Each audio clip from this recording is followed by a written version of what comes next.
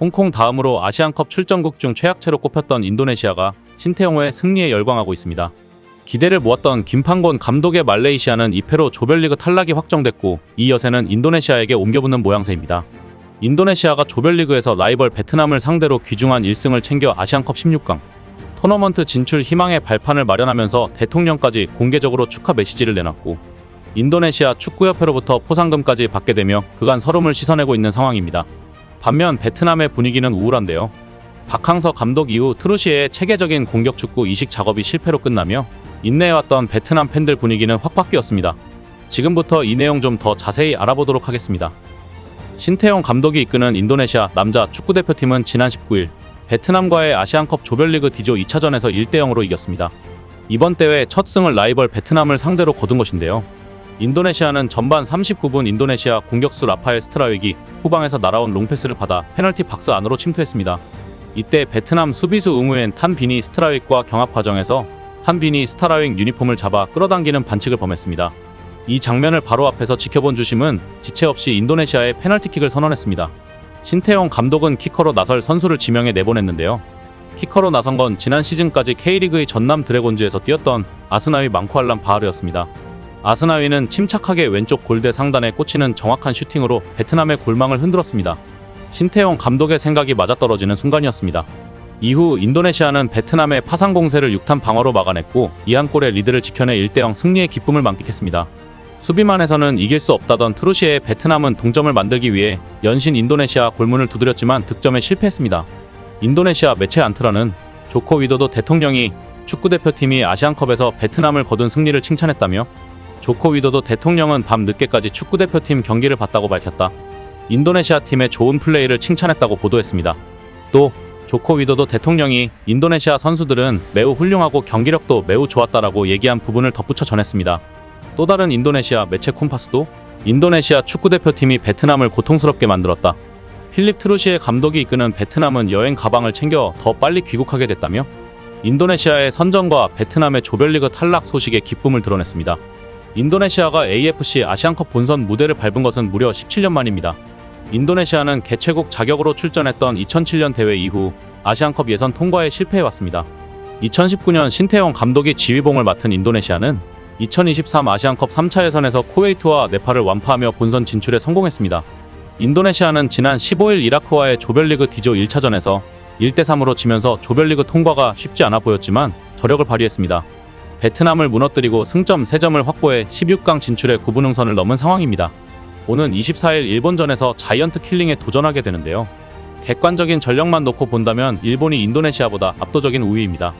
하지만 인도네시아 현지에서는 해볼만 하다라는 여론이 지배적인 상황입니다. 일본이 베트남에 고전하며 2골을 내줬고 이라크에는 패하는 모습을 봤기 때문입니다. CNN 인도네시아는 일본의 약점은 다음과 같다. 첫 번째는 데드볼에 취약하다는 것이다. 실제로 베트남과의 경기에서 허용한 2골 모두 데드볼 상황에서 발생했다. 두 번째로는 그들이 헤딩 예측에 약하다는 것이다. 일본이 허용한 4골 중 3골이 헤딩에서 나왔다. 마지막으로는 골키퍼의 경험이 부족하다는 것이다. 일본은 공중볼 상황에서 취약했고 골키퍼 역시 믿음직스럽지 못했다. 스즈키 자이온 골키퍼는 많은 실수를 저질렀으며 이는 그의 심리적 상태에 영향을 미칠 것이다라고 보도했습니다. 인도네시아의 에릭 토이르 국영기업부 장관은 일본전 승리에 대한 포상금도 두둑이 책정한 것으로 알려졌습니다. 인도네시아가 기대하는 건 신태용 매직인데요. 신 감독은 5년 전 러시아에서 한국 대표팀을 맡아 당시 세계 최고로 군림하던 독일을 격침한 바 있습니다. 자이언트 킬링을 해본 신태용 감독의 지도력이라면 인도네시아가 조금의 기대를 할 수 있다는 것입니다. 인도네시아는 모든 대회를 통틀어 일본과 역대 15번 만나 5승 2무 8패를 거뒀는데요. 인도네시아가 마지막으로 일본을 잡은 건 1981년 친선전 2대0 승리입니다. 이후 43년 동안 일본을 꺾지 못한 인도네시아가 귀중한 갈림길에서 일본을 만나게 됐습니다. 한편 베트남은 4년 전 박항서 감독이 이끌어 아시안컵 8강 신화를 썼을 때와 분위기가 사뭇 다른데요. 트루시의 감독이 1년간 지휘봉을 맡아오면서 국민들에게 인내해달라고 요청했습니다. 능동적인 축구를 위해 평가전에서 연패를 하면서도 국민들은 내심 기대를 했던 상황이었습니다.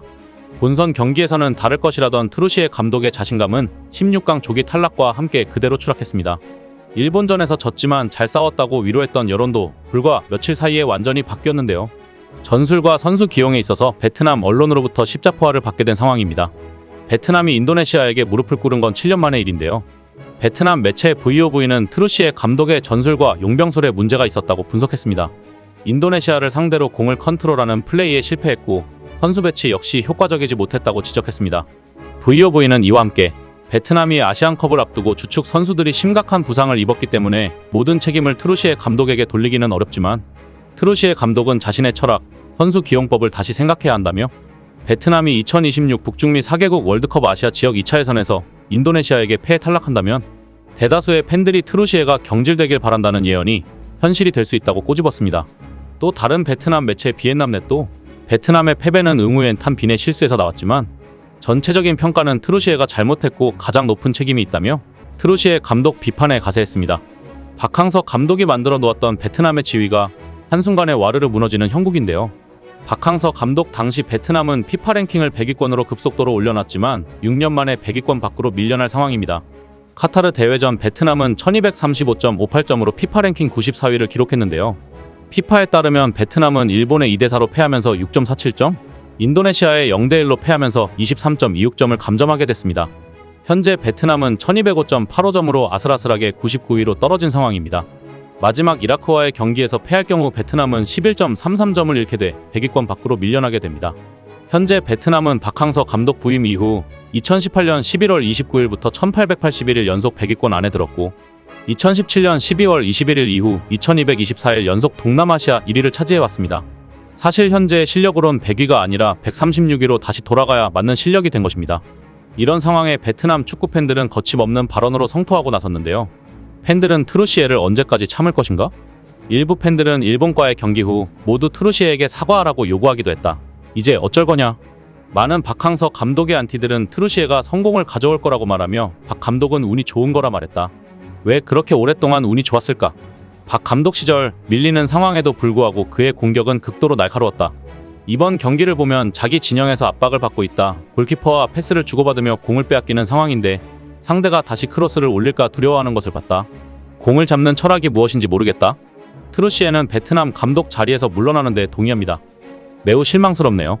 코치부터 선수들까지 명확한 전략이 없고 그냥 길게 패스하고 공을 차는 것일 뿐 공격수가 수년 동안 연습한 것 같지 않다.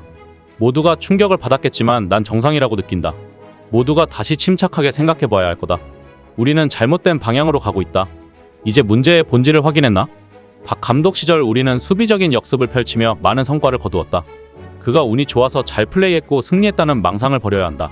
지금 우리 현실은 그때보다 훨씬 열악해졌다.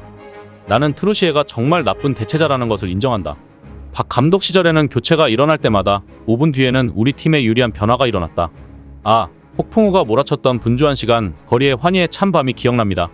단 한 경기도 이기지 못하면서 월드컵을 꿈꾸고 있는 팬들이 감히 트루시에를 박 감독과 비교하는 것 자체가 역겨운 일이다 라는 반응이 있었습니다. 베트남에서 박항서 감독은 운이 좋았었다고 하던 분위기가 싹 사라지는 모양새입니다.